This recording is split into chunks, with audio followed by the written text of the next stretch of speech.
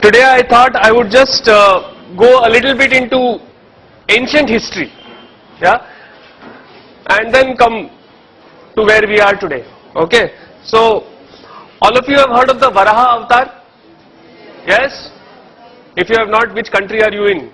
The Varaha Avatar is when Lord Vishnu, right? He takes the shape of the boar, and then for some reason the earth is drowning in water. We don't know why and how, but the boar lifts the earth up and brings it out of the water, right? Saves the earth, so to speak, right? Now, that may be a fantastic story and all that, but check out the shape of the earth. What is it?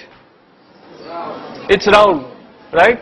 Which means that more than 10,000 years ago, we knew that the earth was round. Yes? Which Europe only accepted once they saw the Apollo pictures from space, right? In fact, we call geography Bhugol, right? It is goal, round. Is it? It's not Bhutatte, right? Okay? It is Bhugol. Okay? So we knew a very long time ago that the earth was round. And then we call the earth Jagat. Jagat means what? Jiski gati hai wo, meaning that which moves. Right? So, we knew that the earth was round. We knew that it was not stationary, that it was moving. And this was thousands of years ago. Yes? Interesting, huh? Okay? Okay. Let's go a little bit into space. Now there is this star called Antares. Okay? Antares. Ares means Mars. Red. This is also a red star, so it is called Antares. We like Mars. Okay? Now it is the 15th or 16th brightest object in the sky. Alright? Yet, our elders, our ancients, they called it Jeshta. Okay. Now what does Jeshta mean? You know what Jeshta means? Jeshta means the biggest, the oldest, the eldest. Now why would they call the 15th brightest object? Meaning there are many more brighter objects than this star in the sky. Why would they call it the biggest? Yes? Intuitively, something that is brighter should be bigger. Yes or no? Right? But they called this one, the 15th brightest, they called it the biggest. Turns out they were right. It is 40,000 times bigger than our sun. In fact, it is one of the biggest objects known to man. Yes? Now, just imagine, you've got this group of people who have managed to name a star the biggest, and this was 5,000-7,000 years ago. Yeah? Which is just a point in the sky. Okay? Okay. Not done with stars yet. Heard about the Great Bear, the Big Bear Constellation? Yes? Okay. So, we are interested in that star. Okay. It is actually not a star, it is two stars. Yeah? Now, this itself is a big deal. To figure out that that particular point of light in the sky is two stars. Okay? And it is called the Arundhati Vasishta. It's called Arundhati Vasishta. And in South India, there is a tradition where after marriage, yeah, the husband and wife are supposed to go out in the night and look at this particular star.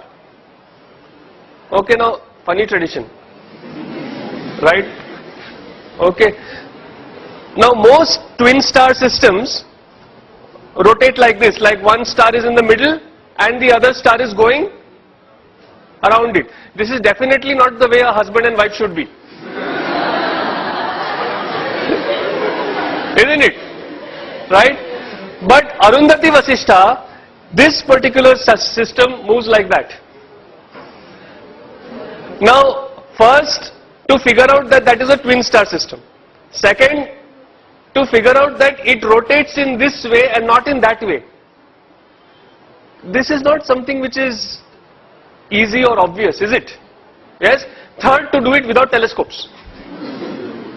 Yeah? Okay, metallurgy. Dinesh is BTech Metallurgy from IIT Bombay. You know, there are these pillars which are rust proof in India. Do you know about them? The most famous one is in front of Qutub Minar. Yes, this is 1,000-year pillar, 1,000 years old, and even the pollution of Delhi has not touched it. Yeah, it is still not rusting. Yeah, and the other one, this is near Bangalore in Kollur. Yeah, where there is 750 centimeters of rain a year, 6 to 8 months a year, and this has been there for 2,400 years. Yeah, and it is rust proof, no rusting. About the second pillar, what is more interesting is it was not built by any expert. It was built by the tribal, the aboriginals of that area to welcome Adi Shankaracharya when he came to their village. Yeah, so this technology was there, not even with like the learned Brahmins or something like that. It was available to the tribals. Yeah. Then there is this mystery of zinc. You know, India held the sole knowledge of how to remove zinc from zinc ore for 4,000 years. Yeah, because zinc, it's a very, very interesting thing. Zinc, from the ore, the zinc becomes liquid at 997 degrees Celsius. But that same zinc then vaporizes and becomes gas at 1000 degrees Celsius. So it is only a 3-degree window that you have to pull that zinc out. And it is incredibly difficult. Yeah? You know what we did? It was very interesting. See, usually if you see a furnace, kya hota hai? There is the furnace and then something is coming out and being accumulated. Isn't it? This is the way most distillation is done. Yes or no? You've got the heat from the bottom and something comes out and it is collected. Now, when the heat was coming from the bottom, what would happen? The zinc would become liquid. It would go down or it would just evaporate and go out. Right? So what did these people do? They turned it upside down. They put the heat on the top and they put an ice bath below it, cold. So it would come down, then it would go in the cold, it would solidify and you would get the zinc. Yeah? For 4,000 years we kept this technique secret over here. Yeah? All the zinc in the world was made only by India. Nobody else could make it only. Yeah? Then one Chinese fellow stole it. Yeah? And then one British fellow stole it from the Chinese. So there was this guy called William Champion who made the first zinc distillery in Great Britain in the year 1543. Before that, for 4,000 years, if you wanted zinc, you had to come to us. Now, this is a nice shloka in the praise of Lord Krishna. When you look at this shloka, do you think that there is anything special about it? It is like all other shlokas. Oh Krishna, you are great, you are this, you are that. Yes or no? Right? Only thing is there is this thing, there is a protocol called the Katapayadi Sankhya. Okay? Took me a long time to learn to pronounce that. Yeah, so there is this Katapayadi Sankhya where they give particular alphabets, particular numbers. So for example, Katapaya is 1 and so on. And then if you substitute these numbers in this shloka, you know what you get? The value of pi correct to 30 decimal places. Yeah, so we knew how to do encryption also. Yeah, acha now, don't you like this what I am talking about? So clap and tell me no. Yeah. You know, I am not used to just talking to an audience. I want audience feedback also. All right. Okay. If you don't like it, then do like that. So I know.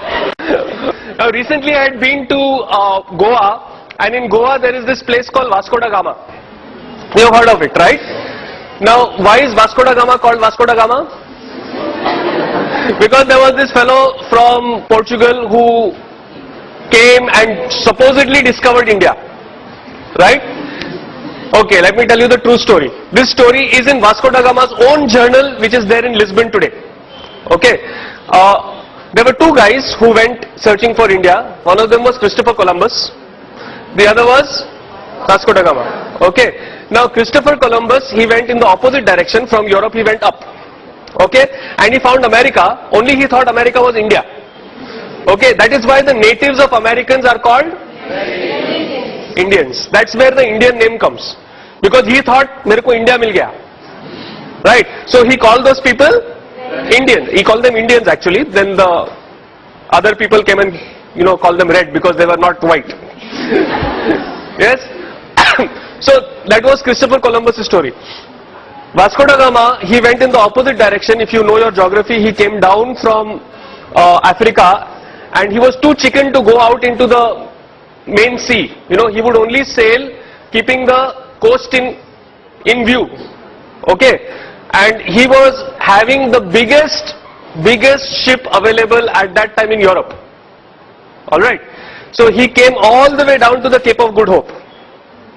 Okay? And over there, he was wondering, now how do I cross? Because from there to go to India, you have to go across the ocean, across the sea, right? Over there he met a Gujarati whose name was Kanha. Okay, he does not mention the surname, possibly Patel. Okay. Yeah. So he met this Kanha Bhai who was a trader from India, from Gujarat, who had ships 12 times the size of this ship. 12 times. And remember, Vasco da Gama's ship was the biggest ship in Europe at that time. Okay? He had ships which were trading ships, forget about military ships, trading ships which were 10 to 12 times the size of Vasco da Gama's ship. And Vasco da Gama's ship was escorted with 3 ships, like in formation, his ship was in the middle, those 3 of our Indian ships escorted this guy to Goa, to India. Yeah, so maybe we should call Kanha, no? Yes?